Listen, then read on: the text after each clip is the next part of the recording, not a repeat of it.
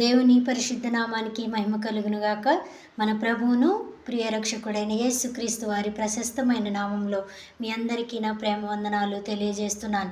ఆదికాండ గ్రంథము 34వ అధ్యాయము మనం చూసినట్లయితే, మరి యాకోబుకు లేయాకు పుట్టినటువంటి సంతానంలో చివరి సంతానమైనటువంటి మరి 11 అన్నల మధ్య మరి గారాల కుమార్తె మరి దీనాన్ని గురించినటువంటి వర్తమానాన్ని మనం అక్కడ చదువుతాం.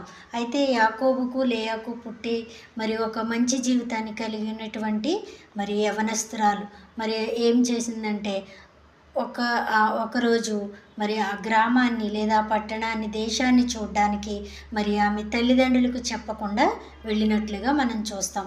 అయితే మరి అక్కడ హివ్వీయుడైన హామోరు కుమారుడు మరి ఆమెను బలాత్కారము చేసినట్లుగా బైబిల్ గ్రంథంలో రాయబడింది. అయితే అతను మరి తన తండ్రి దగ్గరికి వెళ్ళి నాకు ఆమె కావాలని చెప్పినప్పుడు తన తండ్రి మరి తగ్గించుకుని మరి యాకోబు దగ్గరికి వెళ్ళి అడిగినట్లుగా మనం చూస్తాం. అయితే యాకోబుకి తన అన్నలకి కూడా అది ఇష్టం లేదు. అయితే మీతో మేము సంబంధం కలుపుకుంటామని మరి చెప్పి మరి వారు మంచాల మీద ఉండగానే వాళ్ళందరూ చనిపోవడం కూడా జరిగినట్లుగా మనం గ్రంథంలో చూస్తాం.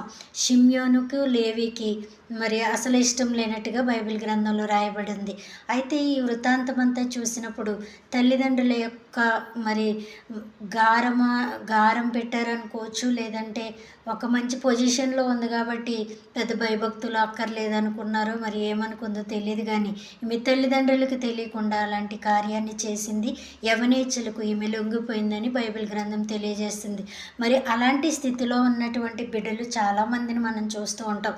అయితే వారి కొరకు మంచి తల్లిదండ్రులుగా మనం ఏం చేయాలి అనేది దేవుని వాక్యం మనతో మాట్లాడుతుంది. మన బిడ్డల కొరకు నిత్యము ప్రార్థించే తల్లిదండ్రులుగా మనం ఉండాలని మరి ఈ బైబిల్ వాక్యం ద్వారా మనం నేర్చుకోవాలి. అయితే యవనస్తులైన బిడ్డలు తల్లికి తండ్రికి అలాగే దేవునికి అప్పగించుకున్నట్లయితే ఒక మంచి జీవితాన్ని దేవుడు వారికి దయచేస్తాడని బైబిల్ గ్రంథంలో రాయబడింది.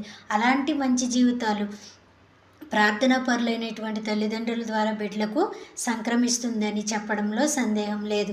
అయితే యాకోబు లేయా ఉన్నటువంటి స్థితి, మన బిడ్డలు మనల్ని ఎప్పుడు కూడా మరి పరీక్షిస్తూ ఉంటారు. మనం ఎలా నడుచుకున్నామో మన బిడ్డలు కూడా అలాగే నడుచుకోవడానికి కారణం ఉంది. కాబట్టి తల్లిదండ్రులైన మనము ఇంకా మంచి మరి జీవితాన్ని కలిగి ఉంటే బిడ్డలకు కూడా మంచి జీవితం వస్తుందని బైబిల్ గ్రంథంలో మరి ఈ మాటల ద్వారా దేవుడు మనల్ని హెచ్చరిస్తూ ఉన్నాడు. అలాంటి మంచి స్థితి మనందరము కలిగిండులాగున పరిశుద్ధాత్మ దేవుడు మనకు సహాయము చేయనుగాక. కృప మనందరికీ తోడై